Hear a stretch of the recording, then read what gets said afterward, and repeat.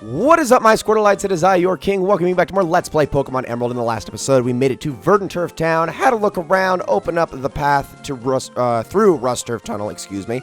And in this episode, it's finally time to get on out of here. We've spent the last, several episodes, honestly, around Mauville, but now we're going to be finally heading north, getting ourselves into trouble up this way. So let's get on the road already. We got to get to the next town, first of all, but we also got to make a bunch of other stops along the way, so there's a lot to do. There is a lot to do in this episode. Well, actually, the next few episodes.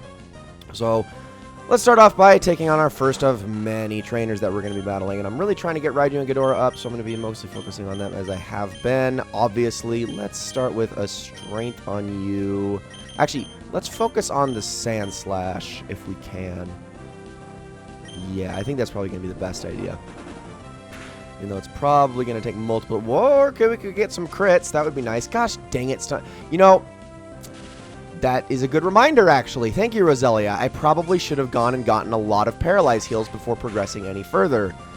I'll do that between episodes. I'm not going to do that right now, even though you're probably going to poison and paralyze my entire team, which is going to be, well, annoying, to say the least. But as we're getting up into this upper area of Route 1... Sorry, I guess I should say the lower area of Route 111. Although, at the same time, this area is actually something that we could have always accessed even before we fought the gym leader and before we got Rock Smash. So the fact that I left it off till now is... I guess it wasn't the most justified thing in the world, but now we're doing it now. Anyway, as we get up into this area, there are no new Pokemon to speak of as of just yet. We're not going to be running into an area where there are any new Pokemon until the next route, or at least that are obtainable. However, there are new Pokemon that can technically be caught on this route if we were to have the right fishing rods, which I do not. I'm going to heal. And let's keep moving on further. Okay, so the only thing that's really of note here, well, there's actually, I guess there's two things here of note on Route 111. The first of these is this thing over here, Trainer Hill. This is... Oh, how do I even, begin to describe this place? As in, honestly, it's not something that's all that great. I wonder if he does have Paralyze heals, though, that I can buy. Actually, he does. Okay, so well, at least I can get some of those right now. So that's good. Yeah, there's a small Pokemon Mart and a Pokemon Center and heal for healing your... Or Pokemon Trainer in here. Pokemon Center in here for healing your Pokemon. My goodness, can I trip over my words anymore? But as soon as you get up to here, you talk to this lady. This is the trainer hill where you may enjoy some tag battles with many trainers. Fortunately, we're still getting things ready. Please come back later. We cannot access this just yet. I believe this is accessible before the end game, but there's not really any sort of prize system to this. This is more of just one of those test your strength things, much like the Pokemon Tower is in Ruby and Sapphire. And it's kind of a precursor idea to what you're going to eventually face in the end game of this game. So we're not going to actually be covering Trainer Hill at all in this Let's Play. Like I said, it's all about tag battles, which I believe it has an emphasis on multiplayer, like you're supposed to be using the Game Boy Advance link cable and stuff like that, and obviously I can't do that in this Let's Play, so we're not going to be going in there at all. Trainer Hill was something I never touched in all of my years playing Pokemon Emerald, and with good reason, because there's really nothing to be done in there that's of any substance, if I'm being honest. So it's cool if you want to I don't know, challenge yourself. It's worth doing, I suppose, but even then you're going to get a lot more value in that regard out of the end game, because that is definitely the true challenge of Pokemon Emerald. And wow, I think that is the first time where I've actually gotten an attack raise of substance out of Metal Claw, and the second that it happens, Numel decides to use Growl and negate the whole thing. Awesome. Okay, so speaking of Numel, we're actually going to be running into a place where we can start catching those here relatively soon. Let's start with... I'm going to focus a Metal Claw on you just in case Raiju does not take you down, because I really want to get you out of here, Shroomish, because of your Stun Spore possibilities. And there we go. I was right about thinking that. Get out of here. Okay, we're good. And I might have bought even a little bit too many Paralyze heals, considering we're going to not be running into as many grass types here in the relatively near future, but whatever. I'm not all that beat up about it. Okay, I can't use any electric types on you. I'll just use Headbutt just to try to keep you from attacking. Flinch, please. Or we could just kill you. All right, I will take it. Not complaining in the slightest. All right, so the only two trainers that, well, The only 2 trainers that are going to catch you in their sights on this route have been defeated. Let's grab this item. We got an elixir. And now we have the other thing of note here on this portion of the route, which is this guy right here. Well, this guy and the house behind him. Hello, I take it you're a traveler. How's this? What do you say what do you say to taking on our family of 4 in a series of Pokemon battles? And I'm going to say yes to that. That's the spirit. I like you. Okay, so if you wanted to do this sooner, I honestly wouldn't blame you. Like I said, this can be done before you fight the Mauville Gym or take on any of the other trainers in the other routes. This is worth doing very early on just because of the item that you're going to get for defeating all 4 of these family members. You are going to get what's called a Macho Brace, and I'm saying this now so I can take the time to explain what a Macho Brace is, as well as EV values again, because I haven't done that in years. The last time I did a video on effort values was all the way back in Pokemon Leaf Green, and while to many a hardcore Pokemon fan they are common knowledge, there are definitely more casual people who don't still fully understand how effort values work.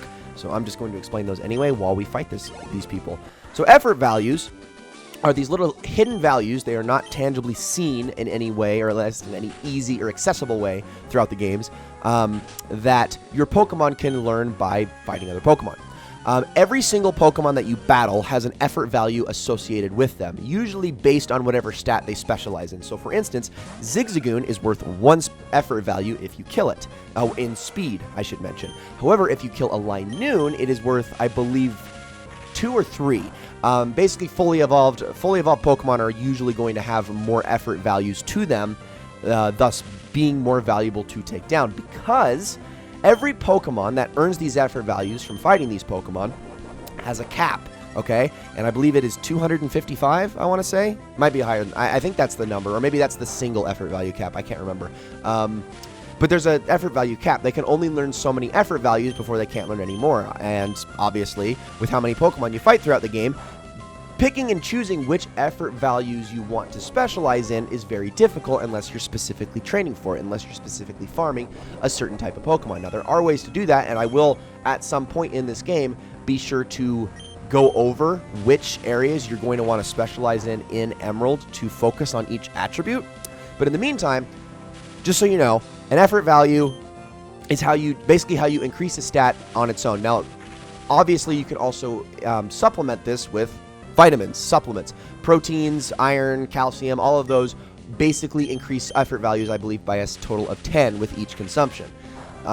They're not the most efficient way of doing it, but they are a way of, ensuring that you work on a specific stat when you really don't have all that much control while playing through the main campaign. Now, the Macho Brace comes into play because if a Pokemon is holding the Macho Brace, every single effort value that they're supposed to earn by defeating a Pokemon is doubled. However, the caveat is that its speed is then lowered. So if you are specifically effort value training, you want them to hold the Macho Brace because that doubles the amount of effort values they'll learn. On top of that, there is a status infliction that Pokemon can get that is incredibly rare, at least in this generation. There are much easier ways of obtaining it in later generations, because it's very easy to infect Pokemon with this status condition, but it's called Pokerus.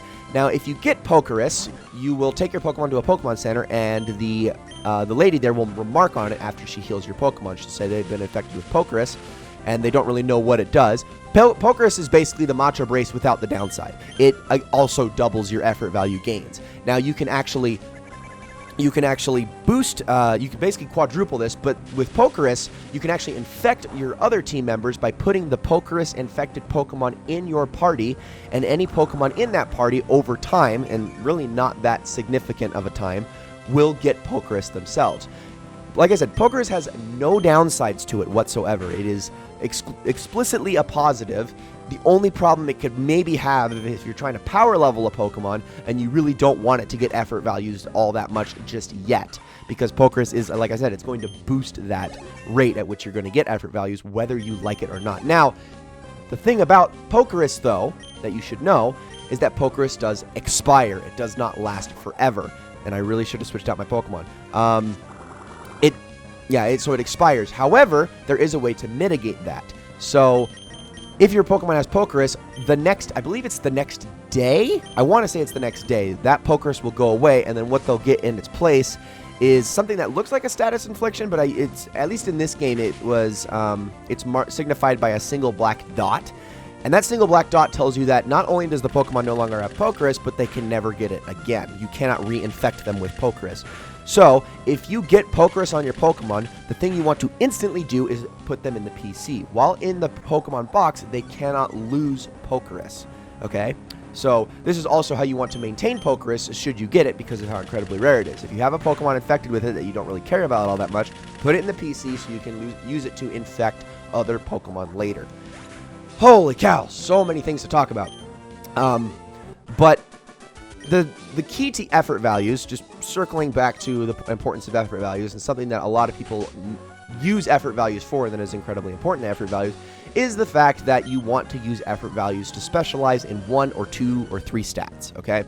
Because trying to get very even across the board makes your Pokemon kind of, well, honestly, not that good at anything. You really want to hone in on specific stats that you are going to be utilizing the most. So, like, for instance, if I was using Raichu, his speed is already good, so me, personally, I would want to focus on his special attack to make him even stronger, and then maybe his defense or special defense, whichever one he's lacking in the most, and then whatever lingering effort values I have, I would want to use that, whatever lingering effort values I have, I would want to use that in the other stat, I guess. So, like, I would focus on a special attack and special defense, and then the lingering effort values, which isn't much, in physical defense, for instance. That's just an example.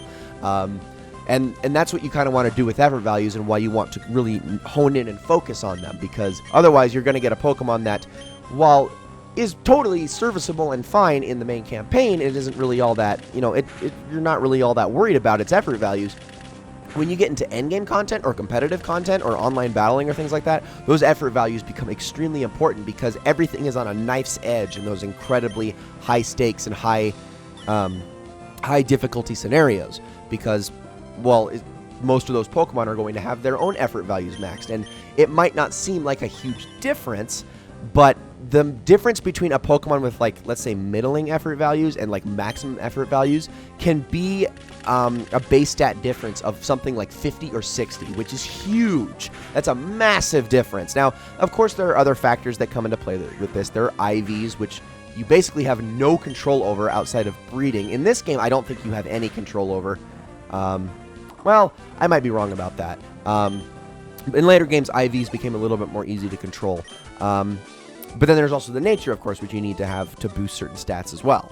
So all these little things come into play in the grand scheme of things, but as far as the main campaign goes, and as far as the more casual way Pokemon is played, you don't really have to worry about all that stuff all that much. Also, Miguel, I am just trying to go inside these people's houses so I can talk to them real quick. So we're going to want to talk to the grandma first. No, sorry, not the one I wanted to talk to first. I want to talk to the mom, excuse me. I didn't want to give away that lore yet. Stop. Yeah, we use this Macho Brace to more effectively strengthen our Pokemon in training. Since you've beaten all of us here, I don't know if you need it, but we would like you to have our Macho Brace, and we will take that. All right, so let's talk to the other members of the family. We're going to start with the father really quickly. You're the first trainer I've seen who deploys Pokemon so masterfully, but I should tell you, my son is stronger than you. He even took the Pokemon League Challenge, I'll have you know. Mommy is stronger than Daddy. I'm stronger than Mommy, and Grandma's stronger than me, but my big brother is even stronger than Grandma. And then we talk to her. My grandson must be challenging the Pokemon League champion by now. Knowing my grandson, he could be the champion already.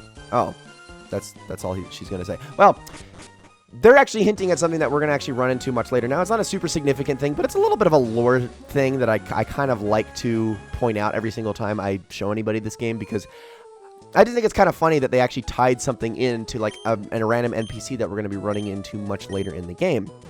And I'll be sure to point that out, but just keep that in mind. There is another member of the Winstrate family that is in this game, and when we meet them, I will be sure to mention and point them out to you. Also, do remember that every single member of that family had a name that started with VI. Victor, Vivi, Vivian, etc. So just keep all of that in mind. Anyways, ladies and gentlemen, that is going to be it for this episode of Let's Play Pokemon Emerald. I hope you all enjoyed it very much. In the next episode, we're going to break through these rocks, and we're going to start heading on into the next route, Route 112. Thank you all so very much for watching, and I will see you all in the next one.